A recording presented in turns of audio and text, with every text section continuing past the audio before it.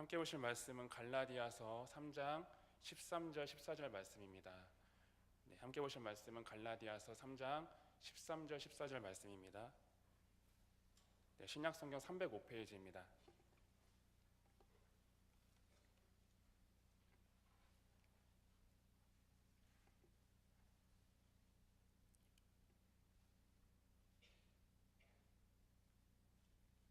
우리 찾으셨으면 우리 한 목소리로 함께 읽도록 하겠습니다. 그리스도께서 우리를 위하여 저주를 받은 바 되사 율법의 저주에서 우리를 속량하셨으니 기록된 바 나무에 달린 자마다 저주 아래에 있는 자라 하였음이라. 이는 그리스도 예수 안에서 아브라함의 복이 이방인에게 미치게 하고 또 우리로 하여금 믿음으로 말미암아 성령의 약속을 받게 하려 함이라. 아멘. 할렐루야, 할렐루야. 오늘 이 자리 가운데 모이신 모든 성도님들에게 주님의 은혜가 넘치기를 진심으로 축복드리겠습니다. 성경에는 굉장히 많은 교회들이 등장을 합니다. 그리고 각 교회마다 특징이 있고 다양한 환경 속에서 직면하게 되는 많은 어려움들이 있습니다. 우리가 흔히 알고 있는 고린도 교회만 보더라도 그 고린도 교회 안에는 분쟁이 있었고 또한 항구 도시라는 위치적인 그런 상황 속에서 많은 우상에게 관한 문제에 직면하였던 것을 우리는 볼 수 있습니다. 이러한 관점에서 오늘 말씀의 배경이 되는 갈라디아서의 배경이 되는 갈라디아 교회는 율법주의자들의 공격에 의해 가지고 율법주의에 근거한 신앙이 침투하였던 것을 볼 수가 있습니다. 율법주의자들이 들어와서 갈라디아 교인들을 현혹하였고 그들로 하여금 예수님을 믿어서뿐만 아니라 그 믿음 플러스 할례와 율법을 다 지켜야지만 구원을 받을 수 있다는 것을 그들에게 가르치고 전하였던 것입니다. 왜냐하면 그들은 언약의 징표였던 할례를 받아야 되는 것이고 그리고 율법을 다 지켜야지만 구원을 얻을 수 있다. 그런 사고방식이 율법주의자들에게는 있었기 때문이었습니다. 그렇기 때문에 사도 바울이 갈라디아 교회에 전하였던 복음은 잘못된 것이고 흔히 우리가 이야기하는 다른 복음을 갈라디아 교인들에게 전하였던 것입니다. 이러한 배경 속에서 사도 바울은 갈라디아서를 썼고 이 갈라디아서의 전체적인 내용을 보면은 그 복음이 무엇이고 복음이 우리의 삶에 어떤 영향을 미치고 복음이 우리로 하여금 어떻게 살아가야 될까에 대해서 그런 말씀을 우리 가운데 주고 있습니다. 그래서 오늘 저는 이 갈라디아서 3장 말씀을 통해서 예수님의 십자가의 사건, 예수님의 십자가의 은혜가 우리에게 어떤 의미가 있고 또 거기에 맞춰서 우리는 어떻게 살아가야 될지에 대해서 오늘 함께 나누는 시간을 갖고자 합니다. 오늘 우리에게 주신 본문 말씀을 보면은 눈에 띄는 단어가 두 가지가 있습니다. 하나는 복이고 하나는 저주라는 단어입니다. 이것은 여기서만 등장하는 것이 아니라 성경 전체에서 성경 전체적인 맥락 속에서 굉장히 우리가 흔히 찾아볼 수 있는 단어입니다. 우리가 너무나도 잘 알고 있는 신명기 28장 말씀만 보더라도 이 말씀에서는 하나님 말씀, 여호와의 말씀에 우리가 청종한다면 들어와도 나가도 복을 받을 것이지만 청종하지 아니하면 저주를 받을 것이다. 그렇게 말씀을 하고 있습니다. 흔히 이야기해서 말씀을 지켜 행한다면 너희들이 복을 받겠지만 그렇지 않는다면 너희들은 저주를 받을 것이다. 그렇게 말씀하고 있는 것입니다. 그것은 이 갈라디아서 말씀에서도 동일하게 적용합니다. 우리 3장 10절 말씀인데요. 그 말씀을 보면은 율법 아래에 있는 자들, 율법에 속한 자들을 향해서 오늘 말씀은 과감하게 저주 아래에 있는 자들이다라고 말씀하고 있습니다. 이 저주라는 말은 모두 잘 아시겠지만 극심한 고통 가운데 버림받는 것을 의미합니다. 그냥 버림받는 게 아니라 고통 속에서 서서히 버림받는 것, 그것이 저주라는 단어가 가지고 있는 의미입니다. 이 성경에서 말씀하고 있는 저주 역시 하나님 앞에 버림받고 하나님 앞에 고통 가운데 살아가는 것을 의미하고 있는 겁니다. 그렇기 때문에 율법주의자들은 이 말씀을 근거로 갈라디아 교인들을 현혹했던 것입니다. 성경에도 이렇게 나와 있으니까 너희들은 이 율법을 다 지켜 행해야지만 구원을 받을 수 있고 그 언약의 징표가 되는 할례를 받아야 된다. 이 말씀을 근거로 갈라디아 교인들을 현혹하였던 것입니다. 그렇기 때문에 그 현혹에 의해 가지고 많은 갈라디아 교인들이 할례를 받았고 율법주의의 삶을 살아가는 것을 볼 수 있습니다.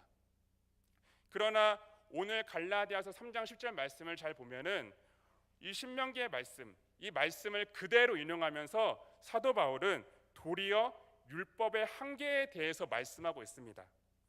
율법 아래에 있는 사람들, 율법에 속한 사람들, 율법 아래에 있는 사람들은 다 율법을 다 지켜 행해야 되는데 결국에는 율법을 다 지켜 행할 수 없고 저주를 받을 수밖에 없다.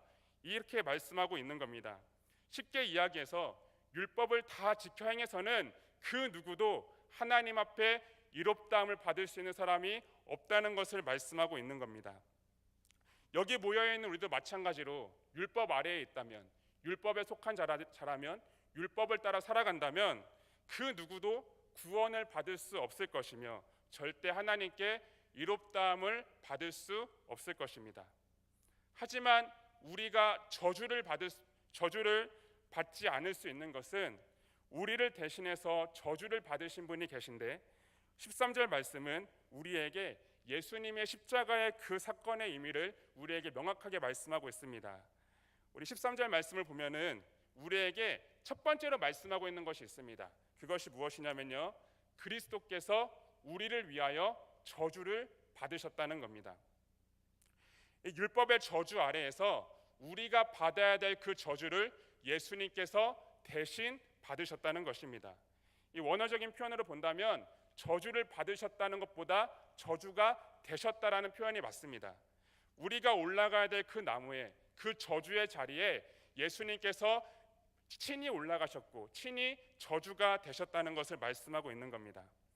우리 예수님 하면 가장 먼저 생각나는 그 십자가, 예수님께서 지신 십자가는 당시 저주와도 같은 것이었습니다. 우리 신명기 21장 말씀을 보면은 죄를 지어 죽은 사람을 나무에 달고 그리고 나무에 달린 자마다 저주 아래 있는 자들이다, 그렇게 말씀하고 있습니다. 신명기 21장에서 죽은 자를 나무에 달라고 하시는데 왜 죽은 자를 나무에 달겠습니까? 그 나무에 단다고 해서 그 죽은 사람이 두 번 죽는 것도 아닙니다. 그 나무에 단다고 해서 그 사람이 뭐 어떻게 되는 것도 아니에요. 하지만 신명기 21장 말씀에서는 죽은 자를 나무에 달라고 하고 나무에 단 사람마다 달린 자마다 저주 아래 있는 자들이다, 그렇게 말씀하고 있는 겁니다. 이 나무에 달라고 한 것은 그 사람이 하나님께 심판을 받고 배척을 당하였다는 그런 의미를 가지고 있는데, 그런 상징적인 의미로서 이 사람은 죄를 지어서 하나님께 심판을 받았다는 것을 많은 사람들에게 보여주기 위함이었습니다. 즉 너희들도 이렇게 죄를 짓는다면 이렇게 하나님께 심판을 받을 것이고 배척을 당해서 버림받아 이와 같은 모습이 될 것이다, 그런 것들을 다른 사람들에게 보여주기 위함이었습니다. 그 오늘 말씀에서 그 십자가 역시 그런 형벌이었습니다. 사람이 받을 수 있는 가장 극심한 형벌이면서도 많은 사람들 앞에 죄를 지은 사람들에 대한 본보기로 보이는 형벌이었습니다. 이 사람은 죄를 지었으니까 하나님께 심판을 받고 배척을 당하고 버림을 당한다는 것에 대한 상징적인 의미가 십자가의 그 사건 가운데 있었던 겁니다. 여러분, 예수님께서는 이와 같은 벌을 받을 만한 죄를 가지고 있었을까요? 빌라도 역시 예수님께는 이런 죄가 없었다고 분명히 말씀하고 있습니다. 하지만 예수님은 묵묵히 그 저주의 자리 가운데 가셨습니다. 친히 저주가 되셔서 그 십자가의 고난을 묵묵히 받으셨습니다. 왜 그러셨을까요? 단순하게 그냥 우리를 위해서, 우리의 죄를 위해서 예수님께서는 십자가를 지셨고 직접 저주가 되셨던 겁니다. 그리고 그렇게 예수님께서 십자가에서 죽으심으로 우리를 이롭다 하시고 하나님의 자녀로 삼으셨는데, 특별히 오늘 13절 말씀에서는 속량이라는 단어를 우리에게 말씀하고 있습니다. 그리스도께서 우리를 위하여 저주가 되사 우리를 속량하셨다고 하는데, 저는 성경에는 굉장히 많은 단어가 등장하지만 그 많은 단어 중에 이 속량이라는 단어가 굉장히 중요하다고 생각을 합니다. 그리스도께서 대신 저주를 받으심으로 우리를 속량하셨다는 것의 의미는 그만큼의 대가를 지불하고 우리를 사셨다는 것을 의미합니다. 이 속량이라는 의미는 어떤 특정한 대가를 지불하고 사셨다는 것을 의미하는 겁니다. 그리고 자신의 것으로 삼으셨다는 의미를 가지고 있는 겁니다. 그냥 자신의 것으로 삼으신 것이 아니라 대가를 지불하고 사셨다는 것인데, 마치 노예 시장에서 어떤 노예를 사기 위해서도 그만큼의 대가를 지불해야 됩니다. 우리가 시장에서 어떤 물건을 살 때도 그만한 대가를 지불해야 됩니다. 가끔가다 그냥 1+1이라고 해서 주는 경우는 있을지 몰라도 그냥 파는 물건을 주는 경우는 거의 없을 것입니다. 중요한 사실은 세상에 어떤 것이든지 다 그에 따른 대가를 지불해야 한다는 것입니다. 어떤 물건을 사기 위해서도 대가를 지불해야 되는데, 하물며 죄와 사망의 권세로부터 살아가는 사람들을 구원하기 위해서라면 얼마나 큰 대가를 지불해야만 되었을까요? 어느 정도 돈의 대가로 지불할 수 없는 것입니다. 어떤 한 사람이 그냥 죽는다고 해서 주어지는 것도 아닙니다. 율법의 저주 아래에서 죄와 사망의 권세로부터 살아가는 사람들을 구원하기 위해서 그만큼의 대가가 필요했는데, 그 대가로 인간을 지으신 하나님의 아들이신 예수님께서 직접 이 땅에 오셔서 죽으셨어야만 했던 것입니다. 그만한 대가가 필요했기 때문에 그 대가로 우리가 하나님 앞에 의롭다함을 얻고 하나님의 자녀가 될 수 있었던 겁니다. 여기서 우리가 절대로 잊지 말아야 될 것이 한 가지 있습니다. 그것은 대가를 지불하고 우리를 사셨다라는 겁니다.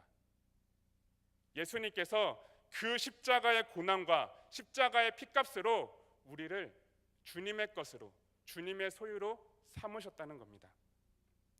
그렇기 때문에 우리의 정체성은 우리는 주님의 것입니다. 나는 나의 것이 아니라 우리의 정체성은 주님의 것입니다. 사나 죽으나 우리는 주를 위해서 살아가야 합니다. 사나 죽으나 주님의 것이며 주를 위해 살라는 것은 단순히 사도 바울이나 믿음의 선배들의 고백이 아닙니다. 그리스도의 그 십자가로 말미암아 속량하심을 받은 여기 모여있는 우리의 모두의 고백이 되어야 할 것입니다. 우리 성도님들은 검투노예라는 말을 아십니까? 이 로마 시대에도 당나라 시대에도 검투노예가 있었다고 합니다. 이 검투노예들은 검투 경기에서 경기를 하다가 어느 한 사람이 칼에 찔려서 죽어야지만 끝나는 경기였습니다. 어떤 한 사람이 죽을 때까지 경기를 하는 거예요. 그렇기 때문에 아무리 뛰어난 검투사라 할지라도 그 사람은 결국에 검투장에서 죽을 수밖에 없는 것입니다. 그런데 이 검투사들이 살 수 있는 방법이 한 가지 있습니다. 그것은 그 검투사를 어떤 대가를 지불하고 몸값을 지불하고 사면 되는 겁니다. 그럼 그 사람은 죽을 길에서 살 길로 바뀌게 되고, 그 검투노예는 자신을 위하여 비용을 지불해서 사준 그 사람을 위해서 일평생 살아가게 된다는 겁니다. 마땅히 죽을 수밖에 없던 우리들, 죄와 사망의 권세로부터 마땅히 죽을 수밖에 없던 우리들을 위해서 예수님께서는 십자가의 고난이라는 십자가의 피값으로 우리를 사셨습니다. 그리고 주님의 소유로 삼으셨습니다. 그렇다면 당연히 우리는 주님을 위해서 살아가야 되지 않겠습니까? 우리의 삶의 방향성과 우리의 삶의 모든 목적이 당연히 주님을 위해서 살아가야 되지 않겠습니까? 사랑하는 꽃동산교회 성도 여러분, 성도님들은 이 속량이라는 단어에 부끄럽지 않게 살고 계십니까? 우리를 고난의 값으로, 피값으로 죄와 사망의 권세로부터 사신 그 예수님을 위해서 정말로 살고 계시냐는 겁니다. 우리의 모든 방향성이 정말 주님을 위해서 예수로 살고 예수로 죽고 있으십니까? 오늘 14절의 말씀은 이와 같은 결과로 이방인이었던 우리에게 아브라함의 복이 미치게 되었다라고 말씀하고 있습니다. 14절 말씀을 보면은 그 결과로, 그 대가로 우리에게 아브라함의 복이 미치게 되었다는데, 아브라함의 복, 그것이 무엇일까요? 아브라함은 참 복을 많이 받은 사람입니다. 이름이 창대하게 되었고 많은 소유를 가지고 있었고 거기다가 많은 땅도 있었습니다. 그러나 아브라함의 복은 그런 복이 아니었습니다. 아브라함의 복은 하나님 앞에 믿음으로 이롭다함을 얻게 된 복이었습니다. 그 창세기 15장 6절 말씀을 보면은 하나님께서 아브라함이 하나님을 믿으니 그를 의로 여기시고 라고 말씀하고 있습니다. 아브라함에게 하나님께서 주신 최고의 복은 하나님 앞에 의롭다함을 얻어 하나님의 자녀로 살아갈 수 있게 해주신 그 복이라는 겁니다. 그리고 그것은 성경에서 끊임없이 우리에게 강조하고 있는 것이고 오늘 말씀에서도 우리에게 계속해서 말씀하고 있는 것 중에 하나입니다. 아브라함이 많은 재산을 가지고 있었고 높은 명예를 가지고 있었고 이름이 창대하게 됐고 또 많은 땅과 많은 것을 가지고 있었을지라도 만약에 그에게 믿음이 없어서 하나님께 의롭다함을 얻지 못하였다면 과연 아브라함을 복 있는 사람이라고 이야기할 수 있을까요? 만약에 그렇다면 아브라함을 가리켜서 복 있는 사람이라고 이야기할 수 없을 것입니다. 하나님께서는 수많은 사람들 중에 그 수많은 사람들 중에 아브라함을 택하셨고 그 아브라함에게 믿음을 주셔서 그 믿음으로 살아갈 수 있게 해주신 것, 그 믿음으로 하나님께 의롭다함을 얻게 한 것, 그것이 하나님께서 아브라함에게 주셨던 복이라는 것입니다. 여기서 중요한 것은 믿음이라는 것입니다. 우리에게도 믿음이 있고 그 믿음을 소유하고 있다면 그것은 우리에게 있어서 그 어떤 것과도 바꿀 수 없는 최고의 복이 될 것입니다. 믿음이라는 것은 어디까지나 우리가 소유할 수 있는 감정처럼 느껴집니다. 그러나 믿음은 복입니다. 제가 작년과 올해 유년 2학년을 담당하고 있는데 아이들에게 믿음에 대해서 정의할 때 자주 쓰는 이야기가 하나 있습니다. 그것은 머리로 생각하고 머리로 동의하는 것이 믿음이 아니라 우리가 마음으로 확신을 가지고 믿는 것이 믿음이라는 이야기를 자주 합니다. 믿음은 동의하는 것이 아닙니다. 그럴 수도 있고 아닐 수도 있다. 아, 그렇겠지. 그런 것이 믿음이 아닙니다. 믿음은 전혀 의심 없이 확신을 가지고 믿는 것이 믿음입니다. 우리가 어떤 특정한 것에 대해서 지적인 동의는 할 수 있습니다. 예를 들어서 외계인이 있다 없다라고 이야기할 때 지나가는 UFO를 보고서 아, 외계인이 있을 수도 있겠구나 없을 수도 있겠구나 그렇게 동의는 할 수 있습니다. 하지만 그것은 마음으로 믿는 것이 아닙니다.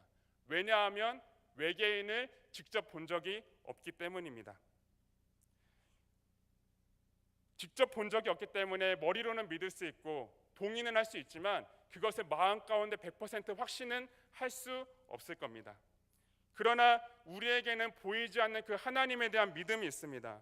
그리고 정말 말도 안 되는 우리의 머리와 지식으로는 정말 이해할 수 없는 그 하나님의 아들이신 예수님께서 이 땅에 오셔가지고 인간이 되어서 십자가에서 우리를 위해서 죽으셨다는 그 사실에 대한 믿음이 있다는 것입니다.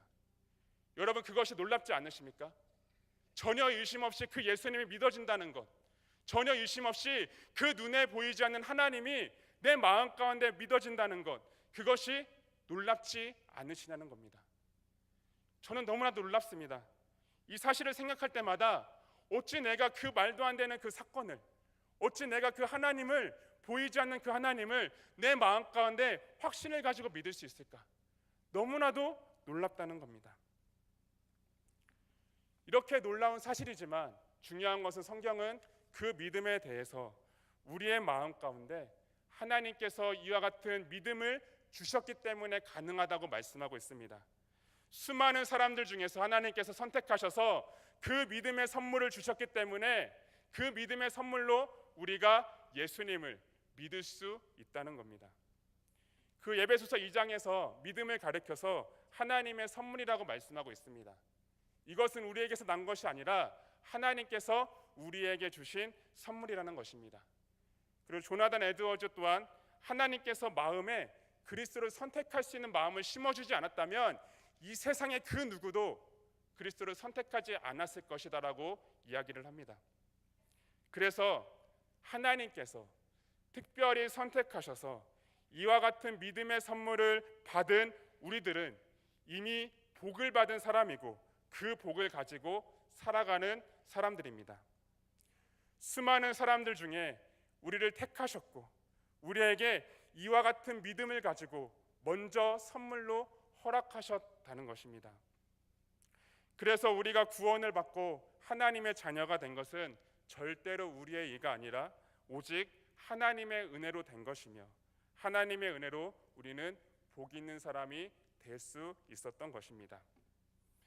비록 내가 가진 것이 없을지라도, 내가 윤택하지 못할지라도, 어려움이 있을지라도 예수님께서 십자가의 은혜로 우리를 구원하여 주시고 우리가 그 믿음을 가지고 살아갈 수 있도록 하셨다면 우리는 그 은혜 앞에 감사하며 감격하며 살아가면 되는 것입니다. 사랑하는 성도 여러분, 그렇다면 이런 질문을 한번 해볼 수 있을 것 같습니다. 우리가 이와 같이 하나님의 은혜로 구원을 받았다면, 그리스도의 그 십자가의 대가로 우리가 속량하심을 받았다면 우리의 삶은 어떤 모습이어야 되겠습니까? 우리가 이 사실을 기억한다면 우리는 단순하게 살면 되는 겁니다. 단순하게 주님을 위해서, 주님의 나라를 위해서 살아가면 되는 것입니다.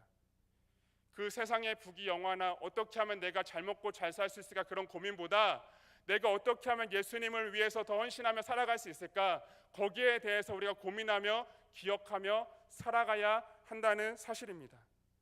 나를 속량하시고 저주 아래에서 사망의 권세로부터 나를 구원하여 주신 그 예수님을 위해서 내가 어떻게 하면 살아갈 수 있을까, 거기에 대한 고민을 하면서 우리는 살아가야 한다는 것입니다. 저희 신학대학원 은사이신 유웅열 교수님이라는 분이 계십니다. 그분이 학교를 떠나시면서 마지막으로 하신 말씀이 있습니다. 그 말은 그리스도와 십자가, 예수님과 십자가만 생각하면 세상의 모든 것은 단순해진다라는 말이었습니다. 예수님께서 우리를 속량하시고 우리에게 믿음을 주셔서 우리를 하나님의 것으로 삼으시고 구원하여 주신 것만 기억한다면 우리는 그냥 단순하게 살아가면 되는 것입니다. 우리의 삶이 우리의 것이 아니라 주님의 것이라는 것을 기억한다면 우리는 정말 단순하게 이 세상을 주님을 위해서 살아가면 된다는 사실입니다. 여러분, 주님을 위해 살아갈 때 우리에게 어떤 특정한 것이 주어지기 때문에 그것을 바라며 주님을 위해서 먼저 사는 것이 아니라 주님께서 먼저 그 대가를 지불하고 우리를 주님의 것으로 삼으시고 우리를 구원하여 주심을 먼저 기억하면서 그분을 위해서 살아갈 수 있는 여러분 되기를 바라겠습니다. 치열한 세상에서, 치열한 환경에서, 여러 가지 상황 속에서 우리는 그냥 단순하게 주님을 위해서 살아가는 그런 모습으로 살아가면 될 것입니다. 다른 이유와 목적 운운할 거 없습니다. 오직 주님을 위해 살아가서 정말 주님께 영광 올려드리고 우리의 삶을 통해서 오직 주님만 영광 받으시기를 이 시간 주님의 이름으로 축복하며 기도드리겠습니다. 이 시간에 우리 함께 좀 기도했으면 합니다. 기도하기 전에 우리 좀 찬양 하나만 같이 했으면 합니다. 우리 찬송가 321장인데요. 날 대속하신 예수께, 이 찬양 같이 주님께 올려드리겠습니다.